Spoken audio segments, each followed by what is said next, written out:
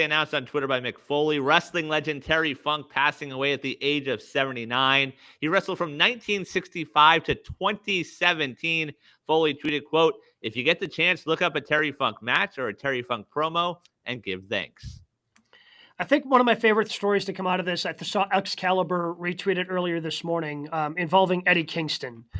When Eddie was just watching an episode of Dynamite or Collision or whatever it was, and Shivani, and they're all throwing around who the greatest of all time is, and somebody threw out Danielson, and he felt the need to text the broadcast booth saying, using expletives, of course, because he's Eddie Kingston, like, "Hey guys, it's Terry Funk." That's who he is. That's Eddie Kingston. It was very necessary to get that out there. So what happened to your tag team? Get the mic out of my face. Get the mic out of my face. That's what happened. I'm going to fix it. Oh, man. He's a real guy. Terry Funk, the son of Dory Funk Sr. and the brother of Dory Funk Jr. There was always a difference between Dory Funk Jr. and Terry. Dory pretty much was boring, but was a terrific wrestler and a former NWA champion, and he was so different. Terry was so different. He was wild. But there was a time when he first got into wrestling, he was kind of normal, like, nice haircut, and yes, sir, Mr. Soley, and I was wrestling in Florida and Amarillo and wrestling the territories. But there was a time where he separated big time from Dory. He was just this wild man. You think about death matches and crazy matches, Terry Funk was part of it.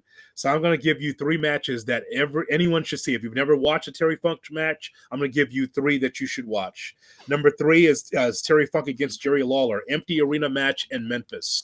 That was a blood feud between the two. I know we've seen empty arena matches before, but it was started in Memphis. Oh, of course, all the innovation starts in Memphis. And so Terry Funk and Jerry Lawler, if you watch that match, Jerry Lawler goes for Terry Funk's eye and just makes it seem like he took the eye out, and Terry Funk says, my eye, Lance, my eye. Screaming in an empty Mid-South Coliseum, and it resonated. The echo of Terry Funk crying about his eye being plucked out by Jerry Lawler. A great match. It's on YouTube. For the Browitzes of the world, the death match with Onita against Funk, where there's explosion. Every time you body slam somebody, there's an explosion, and there's barbed wire, and it's nonsense. People love to see that match. That match also is on YouTube as well, because Funk was really, if you think he's good in the United States, he was great in Japan. And so that match was great.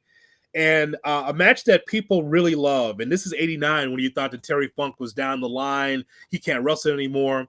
In May of 89, when the NWA is on its ass, the one thing that was holding it up was Ric Flair against Terry Funk. Ric Flair has these 3 matches with Ricky Steamboat. I saw the one in Chicago in which Steamboat won the championship. There was a great match, my favorite match against with Steamboat and Flair in New Orleans at Clash of Champions. The trilogy ended in Nashville with Funk against Flair, and Flair defeats Steamboat. Terry Funk comes in and turns heel on Ric Flair, and they had a number of matches. Look for Terry Funk versus Ric Flair, Clash of Champions in Troy, New York. A Clash of Champions.